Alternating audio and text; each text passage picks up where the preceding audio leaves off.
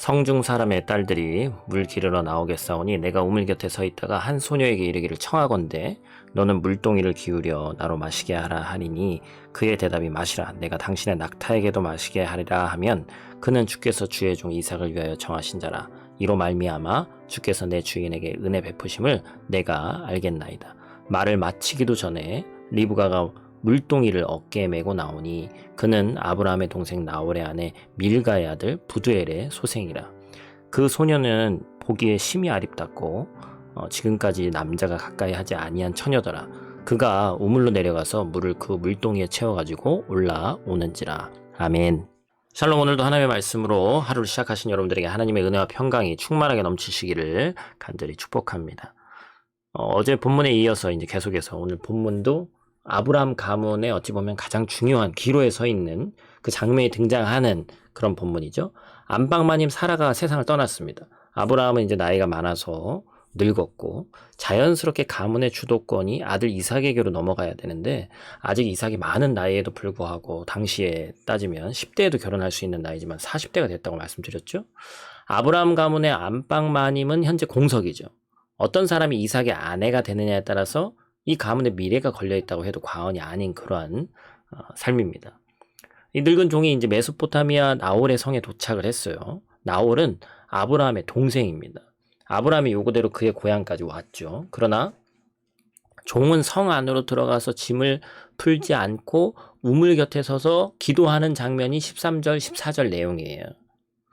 낙타 10마리를 끌고 온 종이 물을 달라고 구하면 처음 보는 자신에게 물을 흔쾌히 줄 뿐만이 아니라 낙타들도 마시도록 호의를 베푸는 사람을 만나게 해달라고 기도하죠.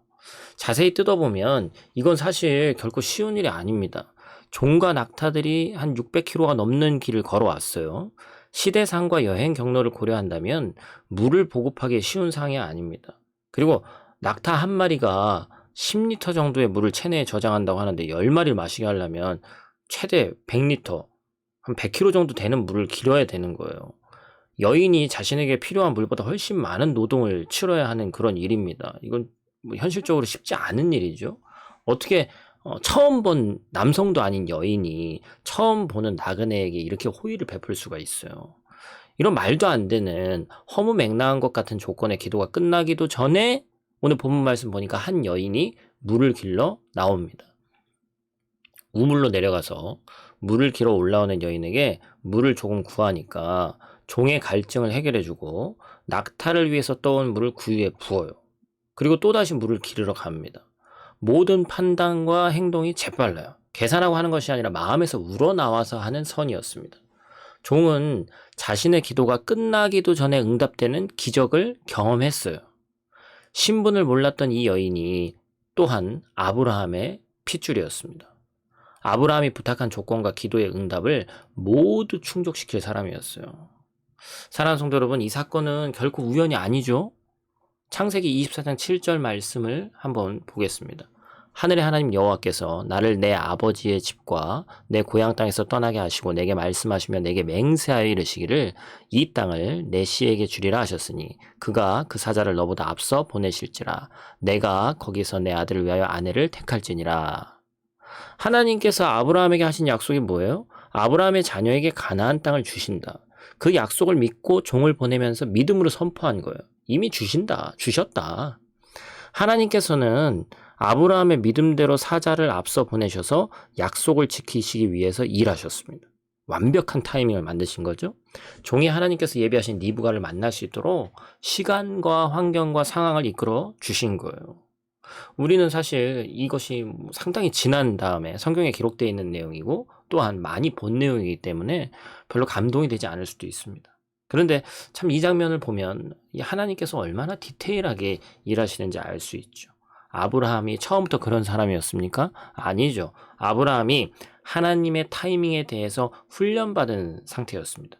하나님의 약속만 생각하고 마음이 급해져서 사람의 생각을 하나님의 계획에 가미했다가 첩을 통해서 이스마엘을 낳았던 그런 실수했던 전례가 있었기 때문에 아내 사라를 통해서 낳은 아들 이삭과 이스마엘의 갈등이 아브라함의 가정을 오랫동안 괴롭힌 그런 가시가 되었죠. 그렇기 때문에 아브라함은 하나님 때를 기다렸습니다. 사라가 죽고 본인이 늙어서도 아무런 응답이 없자 그제서야 며느리감을 찾는 그 때가 이르렀음을 알 수 있는 것이죠. 자신의 생각을 배제하기 위해서 인척이 아닌 종을 보냅니다. 그렇게 연결된 리브가는 충분히 나이가 차서 결혼 정년기까지 성장해 있었죠. 바로 하나님께서도 그 때를 기다리고 계신 것이었습니다. 아브라함은 묵묵히 하나님의 때를 기다렸습니다. 조급해하지 않았습니다. 왜 그랬습니까? 하나님께서 주신 약속과 말씀이 있었기 때문이죠.